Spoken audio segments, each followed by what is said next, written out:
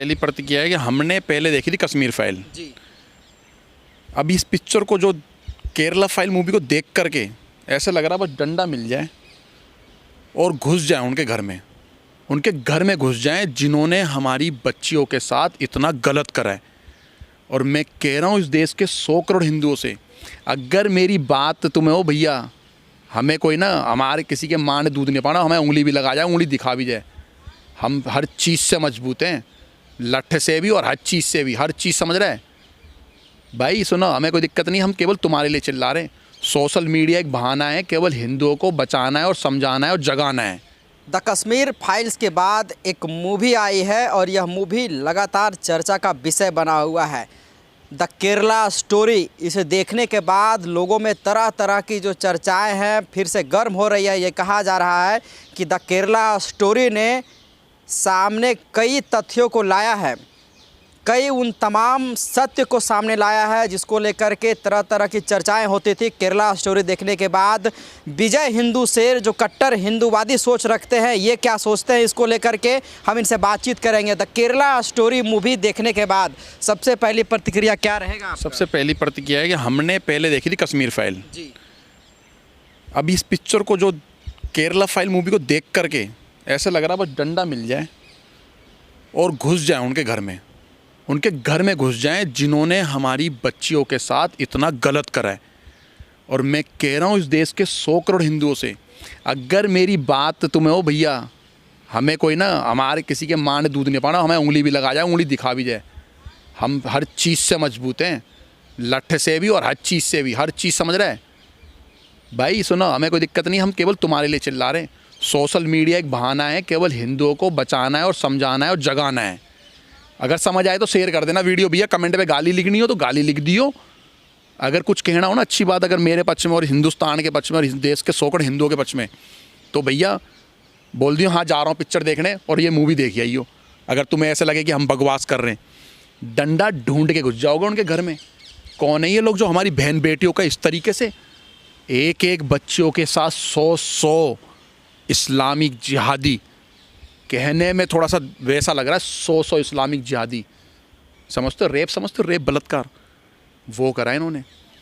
और हम तो ये समझ रहे थे कि लव जिहाद केवल लव जिहाद ही है, ये तो लव आतंकवाद है हमारे देश में, जिहाद आतंकवाद है। इसमें तो सोच रहे थे हम इस देश के यही लग रहे हैं जिहादी, अरे जिहादन भी है, लव आतंकवाद में जिहादन भी लगी हुई है कि हमारी बच्चियों को, हिंदू बच्चियों को कान पकड़ करके समझा लो अपने घर में अपनी बच्चियों को कि किसी भी मुसलमान लड़की के साथ में उसके घर में जा कर के ना पानी पिए ना खाना खाए।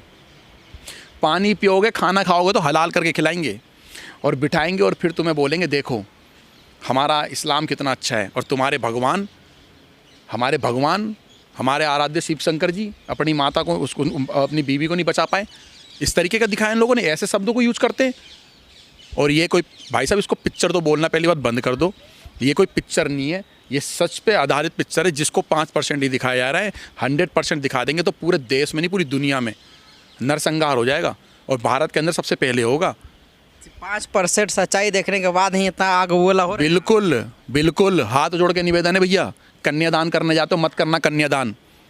हर 11, 1, 2 बच्चियों को ना ये पिक्चर दिखा दो, तुम्हारी बच्ची वैसे ही बच जाएगी किसी जिहादी से। और ये वो बच्चियाँ जब निकलेगी ना पिक्चर देख करके, वो बच्चियाँ, वो तुम्हारी बच्चियाँ नहीं रहेगी, फिर वो असली सनातनी बच्चियाँ बन जाएगी, कट्टर बच्चियाँ बन जाएगी कि अगर किसी जिहादी ने अगर बगल से भी निकल गया ना तो उसे वहीं भस्म कर देगी हमारी बच्चियाँ, वहीं ज़मीन में गाड़ देगी हमारी बच्चियाँ। ये कन्यादान करके महादान करते हो ना, इस पिक्चर को दिखा करके महादान कर देना, बहुत बड़ा पुण्य का काम है। और मैं तो भैया 51 बच्चों को जाकर दिखाऊंगा, और 51 बच्चे उनको नहीं दिखाऊंगा भैया एप्पल फ़ोन वाली, गाड़ी वाली, बंगले वाली, घर वाला ना, जहाँ पर गरीब बच्चियाँ, जहाँ पर जो जा नहीं पाती है भाई, मैं उन गरीब बच्चों, कमज़ोर बच्चों को जाकर के दिखाऊंगा और हाथ जोड़ करके पैर पकड़ के उनके माताजी पिताजी को भी दिखा दूंगा कि देखो। और भैया वो जा कर के फिर वो बताएंगी कि मुस्लिम बच्चियां भी इस तरीके का काम करती हैं, मुस्लिम लड़कियां भी काम करती हैं। भाई साहब ये इस्लामिक जिहाद नहीं, इस्लामिक आतंकवाद बोलो इसको, इस्लामिक आतंकवाद। केवल इस देश को हम लोग सोच रहे थे कि यार गजवाए हिंद करने का एक ही तरीका है, बच्चे पैदा करो। वो बच्चे तो पैदा कर ही रहे हैं और हमारी बच्चियों को भी कम कर रहे हैं। हिंदू 2 बच्चे करेगा, एक को तो मार देंगे और एक बेटी को उसको फंसा के ले जाएंगे, ख़त्म होगी ना कहानी भाई साहब।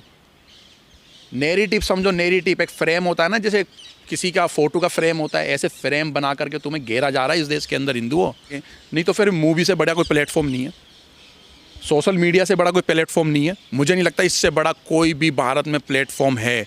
इन 3 चीज़ से ही इस देश की बच्चियों को, इस देश के हिंदुओं को बचा सकते हैं मेरे भाई। इस दुनिया में कहीं पर भी अब जगह नहीं बची है हिंदुओं के लिए भाई। 57-58 कंट्री इस्लामिक बन चुकी है, पूरी दुनिया में एक भी हिंदू राष्ट्र नहीं है।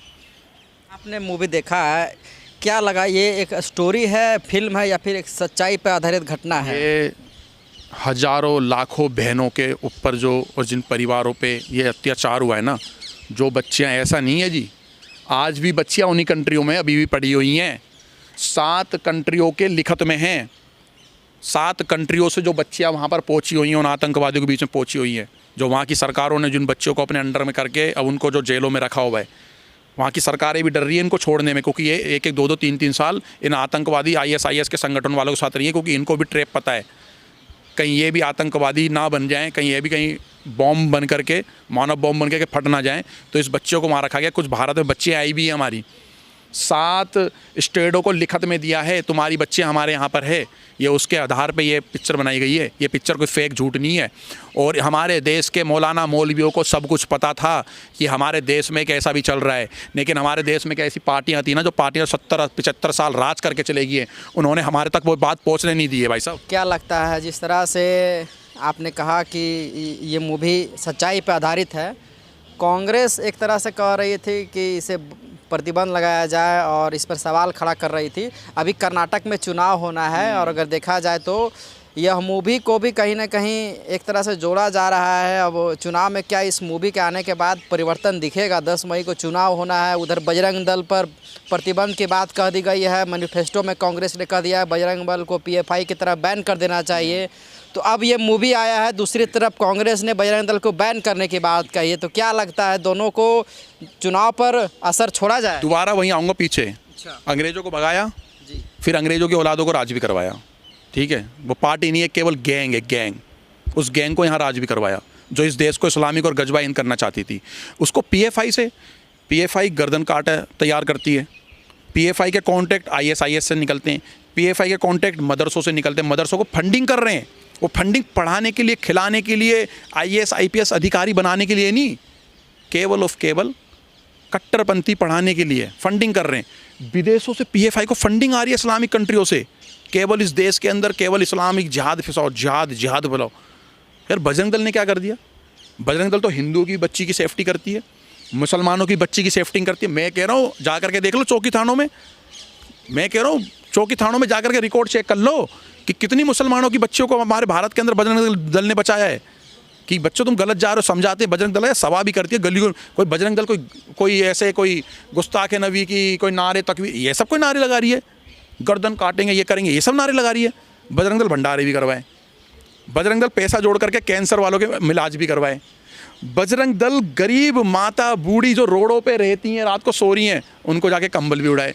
बजरंग दल के कार्यकर्ता उनको घर भी लेकर के आए। बजरंग दल के कार्यकर्ता गौ माता, भाई साहब गौ माता को समझते हो? जो ये मुसलमान कहते हैं पहले हम दूध पीते फिर काट के खा जाते हैं, अपनी माँ को भी खा जाओगे क्या तुम लोग?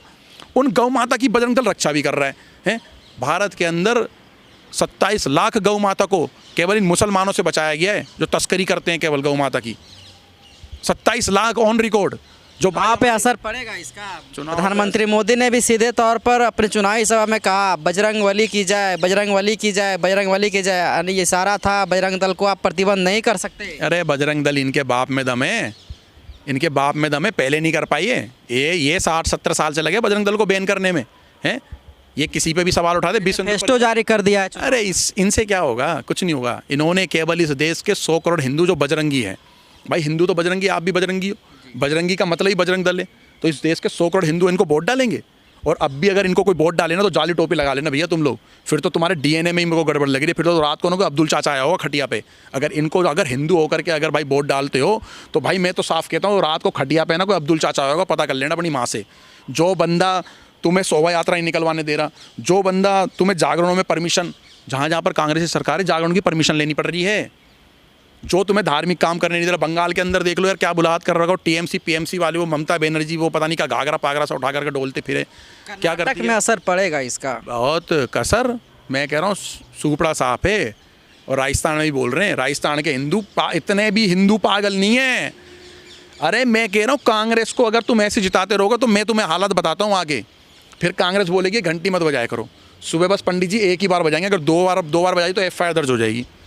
अगर तुमने ज़्यादा एक अगरबत्ती की जगह 2 अगरबत्ती किसी मंदिर में जला दी तो ये पोल्यूशन का कोई एक्ट होता है ना, वो लग जाएगा तुम्हारे पे। भाई साहब दिया भी जलाने की परमिशन हफ्ते में एक ही बार दिया जलाना, शुक्रवार वाले दिन दिया जलाना या मंगलवार वाले दिन एक ही दिया जलाना, उसके लिए भी कमेटी बना देगी, तुम्हारे घर घर आकर के चेक करेंगे दिए ये लोग। कांग्रेस केवल ऑफ केवल किसकी पार्टी, आप समझ जाओ।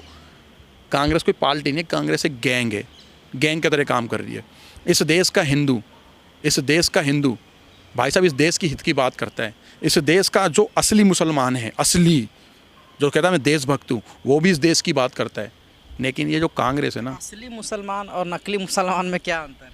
भाई साहब जो कह रहे हैं कि भाई जो बाबर का और हुमायूं का और मुग़लों का तुम ये ख़त्म नहीं कर पाओगे, ये जो तुम्हारी जो सनसनत खड़ी हुई है, ये जैसे जो इन्होंने पता नहीं कौन से किले बनाए, इनसे कुछ नहीं बना। कोई किला राजा का बना हुआ है, राजा का किला बाहर से तोड़ा, आर्किटेक्चर से वो बुलाए, वो कारीगर इन्होंने, ठीक है, जिसे ये कहते थे सोल्जर पोल्जर पता नहीं क्या कहते, वहाँ से बुलाए और बाहर से आर्किटेक्ट हो गया, ऊपर की चोटी होगी, केवल इस्लामिक कर दी। इनसे भारत के अंदर कुछ नहीं बना। हमारे देखो ना कुतुब मीनार, देखो कितने मंदिर तोड़ करके कुतुब मीनार बना रखा है यार। हर मस्जिद के अंदर हमारी मंदिर है। मैं तो जो सजदा कर रहे हैं, जो कहते हैं ना सजदा कर रहे हैं, तो हम तो ये मन अब ये मन बना के बैठ के चल ठीक है यार, हमारे भगवानों के आगे। तो ज्ञान बाबरी में कितने समय से हमारे आराध्य भोले शंकर जी में मत्था टेक रहे थे, समझो ना। कहाँ फिर बाबा ने भेजा ना एक दिन। हमारे मोदी जी देखो सुनो, हमारे मोदी जी पहली बात कोई बयान ऐसा नहीं देते कि मैं इस देश की 100 करोड़ हिंदू की बात। मोदी जी केवल बोलते इस देश के 130 करोड़ लोगों की मैं बात कर रहा हूँ, 130 करोड़ लोग। मोदी जी सबके हित में काम करते, सबके हित की बात करते। लेकिन एक बार मोदी जी ने बोला था मुझे गंगा माँ बुला रही है, तो जा कर के सरकार बना ली। फिर बोला मुझे बाबा बुला रहे हैं, तो ये मौलाना मौलवी समझ ही नहीं पाए, तो विश्वनाथ जी बुला रहे थे, उन्हें ज्ञान बाबरी महाराज जी बुला रहे थे, तो वहाँ पर देखो ना ज्ञान बाबरी निकले। अब मुझे लग रहा है कि योगी जी को ना यहाँ कहीं मथुरा ना बुला ले। बजरंगबली को याद कर रहे हैं कर्नाटक में चुनाव में, तो क्या लग रहा है? सब याद कर, अच्छा लगता है। और जब मुस्लिम समाज भी आकर के मोदी जी के फेवर में बोलता, बहुत अच्छा लगता है। उन मुस्लिम समाज का धन्यवाद करना चाहता हूँ। और मैं मोदी जी का धन्यवाद करना चाहता हूँ, जैसे जो मुस्लिम समाज की जो छोटी छोटी आज 1 साल 2 साल 5 साल 10 साल 15 साल 20 साल की बच्चियाँ हो जाती हैं, फिर शादियाँ करते हैं। मोदी जी ने तुम्हारी बच्ची के ऊपर इतना एहसान करा है, तुम्हारे ऊपर इतना एहसान करा है कि तुम्हें वो तलाक के जो डंडे कील वाले 3 बार पड़ते हैं वो ख़त्म करवाया है। और जो तुम्हारी बच्चियों के संग 3-3 शादी करके 3-3 आदमी सोते थे, मतलब एक आदमी 3-3 औरतों के पास सोता था, एक तो तुम्हें उस चीज़ से बचाया है। तो यार मोदी जी का धन्यवाद इनको हाथ जोड़ के करना चाहिए, अगर असली मुसलमान है तो।